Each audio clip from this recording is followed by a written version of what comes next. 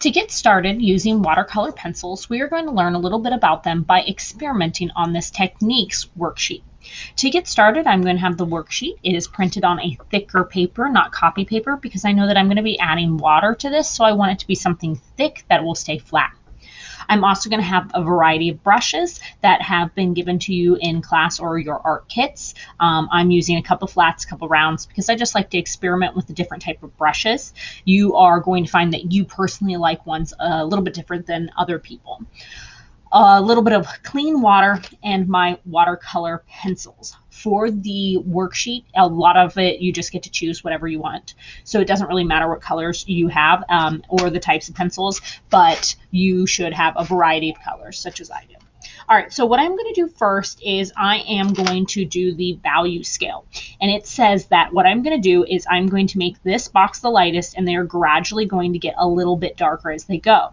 At this point, a watercolor pencil, and you will always know that it is a watercolor pencil because it'll tell you on there, it looks like a colored pencil, but the writing will say watercolor. So basically what it is it's dried and pigmented watercolor that is on the inside of the colored pencil instead of what's inside of a normal colored pencil. So it's going to react differently, and you'll be able to see us do that together.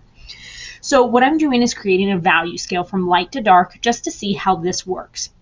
So I'm going to, because one of my favorite tips is to go ahead and try placing in my darkest value first, just so I know how dark I really can get this colored pencil. So this is going to be as dark as I can get it.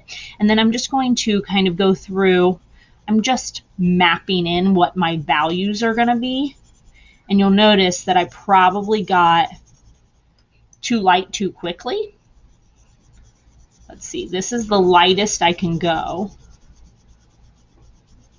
That's like the lightest amount of pressure. And I'm just going to go ahead and finish this box because I'm almost done with it anyway. Notice I changed the direction of my pencils to get where I need to go.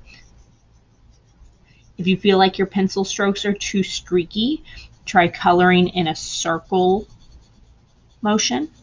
That helps get rid of some of the streakiness. So if that's my lightest box, I need to make this one darker, and then in turn the others are going to need to get just a little bit darker as well.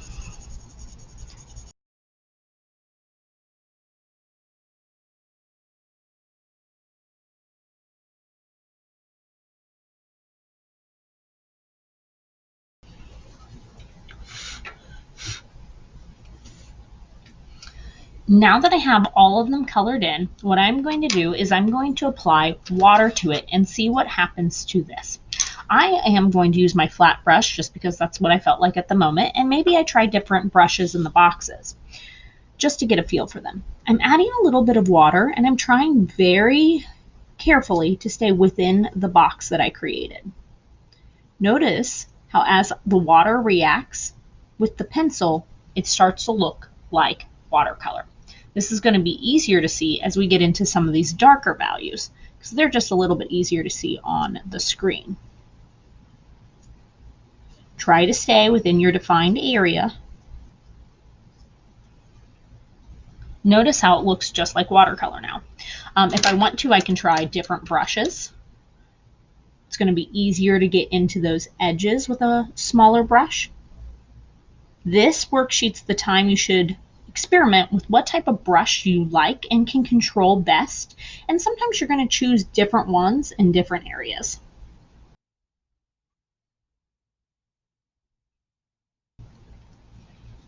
Now I've successfully created a value scale using my watercolor pencils. This just helps me use the same pencil with different amounts of pressure to get different varying values. Now I'm going to go over to my graded wash, which is basically the same thing, except this time it's a value scale that transitions from light to dark. It's up to you which direction you go. I'm going to switch my color because I want to try it with just something different. So this time I'm going to go with a blue. So I'm going to follow the directions that says start in the lightest area and you'll work your way into the darkest. So I'm going to try to do the lightest amount of value as possible, keeping my colored pencil strokes close together so it doesn't look streaky, staying within the box. And I'm going to start applying a little more pressure as I go. I should be getting to my mid value or medium pressure by the middle of the box.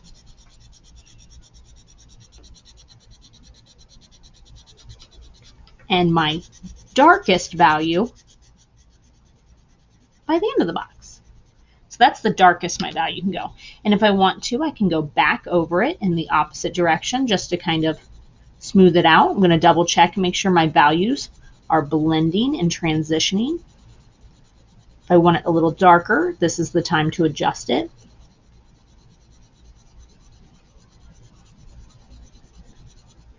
Now I'm going to go along the edges of my box, match the value next to it, and make it look really nice and clean.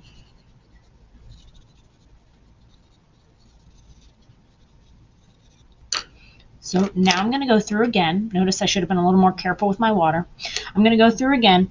I'm going to apply clean water over the box, making sure I stay inside the box. Go with my lightest value.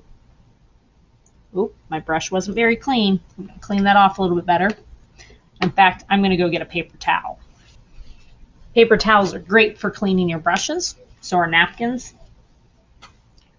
All right, so I'm going to try that again. Go from the lightest area.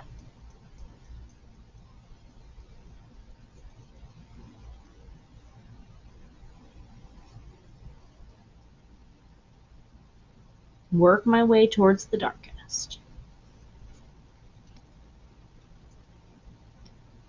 After I've worked in the dark area, if I come back over to the light, it's going to make this darker. So if I need to fix something up in one of the lighter areas, I need to re-clean my brush.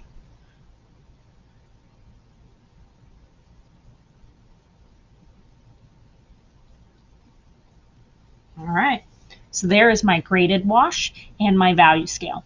Notice you need to be a little bit more careful with splashing water than I had been while I was working.